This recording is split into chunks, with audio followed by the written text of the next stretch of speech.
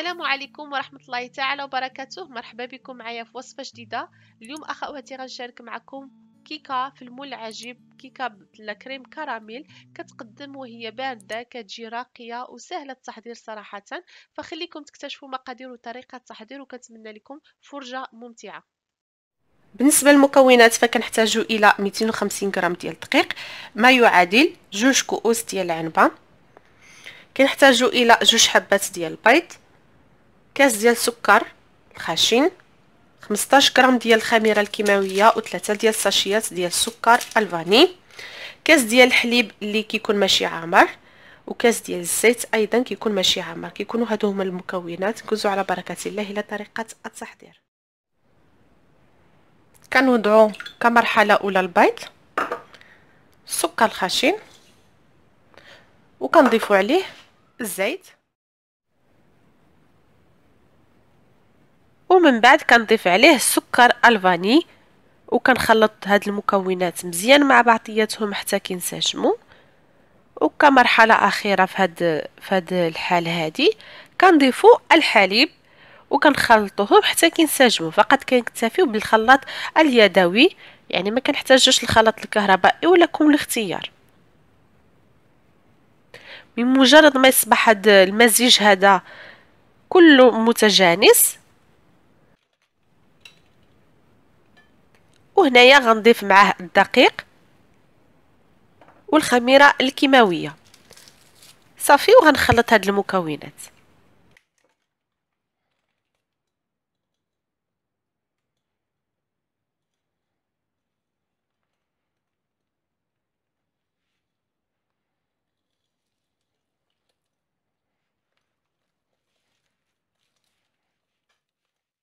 هنايا اخواتي بحال اللي كتلاحظوا معايا، من بعد ما نسجموا جميع المكونات وصبح القوام ديالو بهذا الشكل هذا، غنوجد المول ديالي اللي غنوضع فيه هذا الخليط.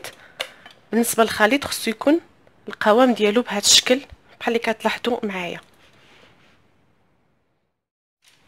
بالنسبه للمول فكنحتاجوا الى المول العاجب. بالنسبه لنا هذا المول هذا فانا هذا كنت خديته من عند كيك. بالنسبه للبنات اللي هنايا راه متوفرين، ولكن صراحه الله ماشي زعما شي كاليتي اللي واعر. المهم كندهنوها. انا بالنسبه لي هذا المول كيلصق، غنوضع من فوق منه هذا الورق هذا ديال الزبده،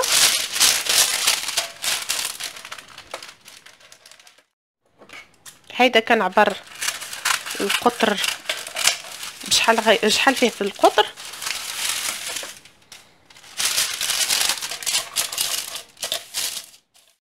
وهنايا اخواتي بحال اللي كتلاحظوا معايا، من بعد ما وضعت الورق ديال الزبده في الاسفل هكذا باش كنتفادى الكيك ديالي ما يلتصقليش، وضروري من الجوانب دهنوهم مزيان مزيان بالزبده ونرشوا عليهم الدقيق.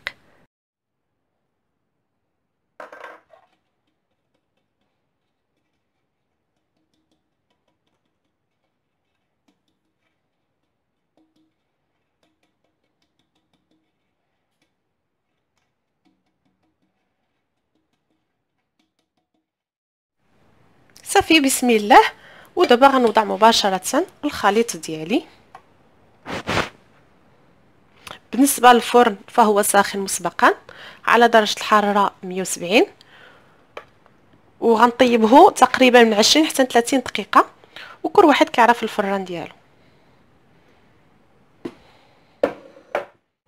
هنايا اخواتي بحال اللي كتلاحظوا معايا، من بعد ما وضعنا الخليط في المول فهو كيجي عامر، جالي يعني عامر، فغنقص منه شويه ديال الخليط. يعني هذا الخليط هذا اللي كيبقى ما كيضيعش، ممكن تعدلوه في الكويرطات ديال مافين لان فيه الخميره وباقي غينتفخ لكم. مهم بالنسبه الى كان عندكم المول اخوات اللي في المغرب عندهم ديك المول الكبير فما كاين لاش ينقصوا من الخليط. وهنايا اخواتي بالنسبه للخليط المتبقي غنعدل به مافين، وهنا غندخل الكيك ديالي يطيب على درجه الحراره 170 المده بالضبط 30 دقيقه. الكيك من بعد ما كيطيب بحال اللي كتلاحظوا معايا ما كيلتصقش نهائيا في المول. يعني هذه الطريقه اللي رجعت معتمده عندي بالنسبه لهذا المول هذا، وكيجي محمر من الجناب ومفشفش ورطب صراحه. صافي غنخليه يبرد تماما. وبالنسبه للكريمه بالنسبه للكريمه فعندنا هنايا نص لتر من الحليب، كنضيفوا عليه 2 معالق كبار ديال البودره ديال لا كريم باتيسري. فإلا ما كانتش عندكم متوفره عملوا 2 معالق كبار ديال النشا او المايزينا.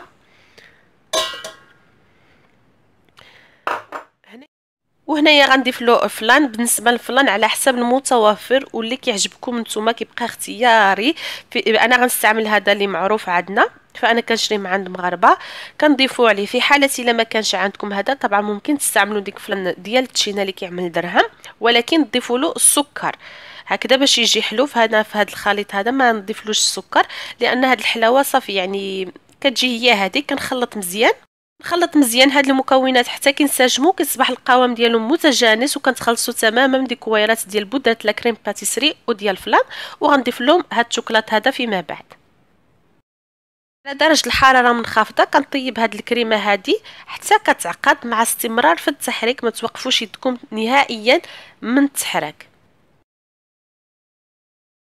من بعد ما كتعقد لينا الكريمه فكنضيفوا لها 2 قطع ديال الشوكولاته البيضاء او 3 على حسب الرغبه ديالكم الحلاوه اللي كتفضلوا. فانا غنضيف فقط 2 ديال القطع كافيه جدا، يعني كل قطعه من فئه او لا كتوزن 50 غرام بالضبط.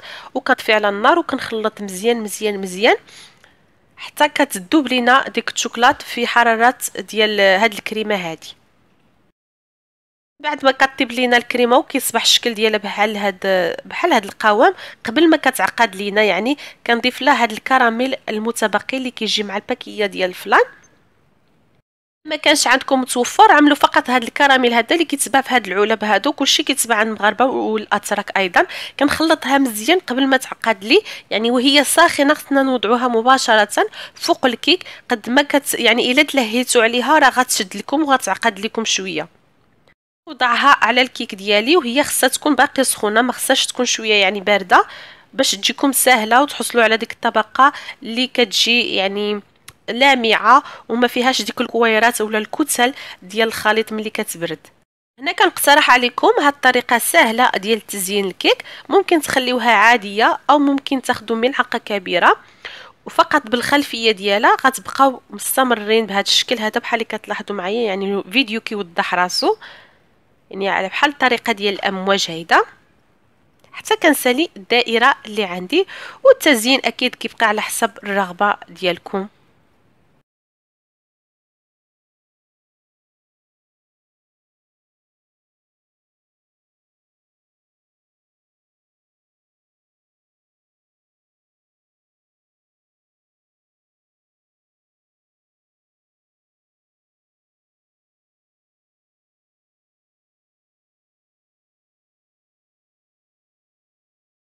وبالنسبه للجوانب فانا غندهنهم بالقليل من النباج او ممكن تدهنوهم نتوما بمربى ديال المشمش باش فقط يلتصق لكم يعني هاد الشعريه ديال الشوكولات. طبعا المهم التزيين كيبقى على حسب الرغبه ديالكم، فقط كنقترح عليكم هاد الاقتراح البسيط جدا. طبعا ممكن تعدلوا اللوز مهرمش ولا اللوز ايفيلي اللي بغيتو. في الوسط غنزينهم بالقطع ديال الفريز ولاي حاجه اللي عندكم متوفره. وهنايا في الجوانب ديال الكيك فاكتفيت فقط بالفيرميسيل وصافي. خليكم معايا تكتشفوا الشكل النهائي والداخلي ديال هاد التورته.